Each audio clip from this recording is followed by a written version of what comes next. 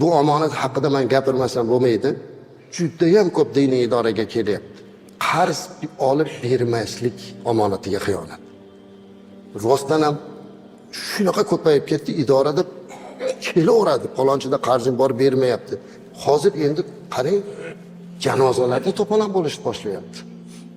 Qarzini bersin, janoza o'qimaysan deb. Janoza o'qib qo'ygan domlarni bezovta qilish bo'lyapti kelib. Nima siz janozasini o'qidingiz? Aslida janozada o'qish kerak aslida. O'zi aslida bir narsani o'rni kelganda aytdi, farzand ado qilaman degani meni yonimdan ado qilaman degani emas, o'sha odamni qoldirgan mablag'idan ado qilish kerak. Uni gardanida yo'q, unda yo'q bo'lsa nima qiladi? Lekin farzandlar o'sha otasi uchun xizmat qilib beraman deyotgan bo'lsa, ming rahmat. Yoki akasi yoki anishi. Ammo lekin shunaqa ko'payib ketdi. Nima uchun qarz olib, keyin qarz bermaslik ko'payib ketdi? Men bir hadisni sizlarga aytib beray. O'zimiz xulosa qilamiz. Imom Buxoriyda keladi. Kim bir odamdan qarz olayotganda niyat qilsaki, men shu qarzimni olyapman, Alloh yordam bersa shu qarzimni uzaman desa, Alloh o'sha odamni qarzini uzishga muvaffaq qilib qo'yadi. Qarzini uzishlikka qodir qilib qo'yadi. Kim birovdan qarz olayotganda men buni qarzini bermayman deyotgan bo'lsa, Alloh o'sha qarzini rostdan bera olmaydigan holatga tushirib qo'yadi. Olayotganda niyatini to'g'ri qilish kerak-da. Birovdan qarzini olib bermayman degan niyatda turgan bo'lsa, Alloh uni hayotini shunaqa qilib qo'yar ekanki, o'zi xohlasa ham bera olmaydigan tubanlikka tushirib qo'yar ekan. Shuning uchun eng birinchi niyat qilish kerak. Niyatda qarz olayotganda uzaman deyish kerak.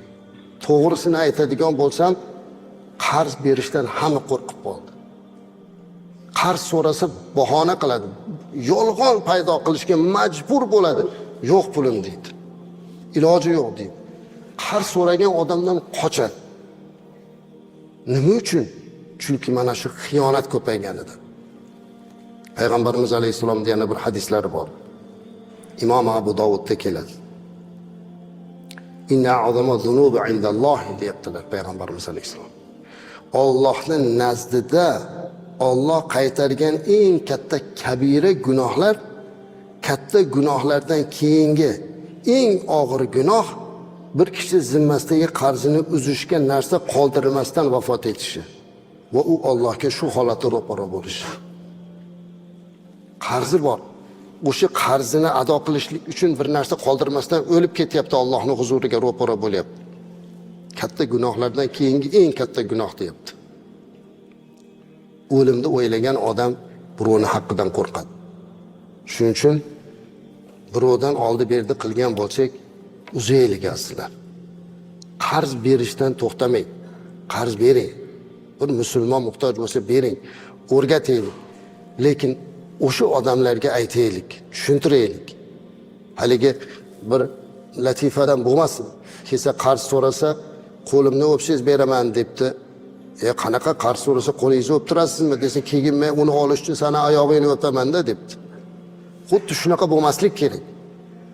Qarz bo'yicha qattiq turish kerak, o'rgatish kerak. Lekin qarz berishni to'xtatib qo'ymaslik kerak aslida.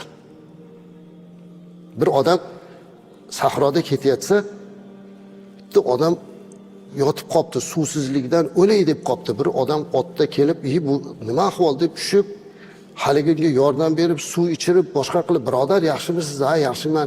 O'ziga keltirib yuring, men otimga olib ketaman desa, meni olmasa mindirib qo'yasizmi deb haligini yaxshilik qilib minsa, otini olib qochib ketibdi, o'g'ri ekan. Haligi pastda yotgan odam, "Men to'xta" debdi. "Sendan iltimos" debdi. "Bu qilgan ishingni hech kimga aytmagin" debdi. Shunda haligi kelib, "Ha, senga nima farqi bor o'lib ketadigan odamga? Aytamanmi, aytmayman desa, men-ku o'lib ketaman. Lekin sen buni odamlarga aytsang, keyin cho'lda shunaqa bo'lib qo'yganga odamlar yordam bermay qo'yadi" deb. Qarang, qarzni xiyonat qilayotgan bo'lsa, boshqalarni qarz berishdan to'xtatyapti. Kimgadir yaxshilik qilishlikdan to'xtatishga sabab bo'lyapti. Shuning uchun omonat bu azizlar.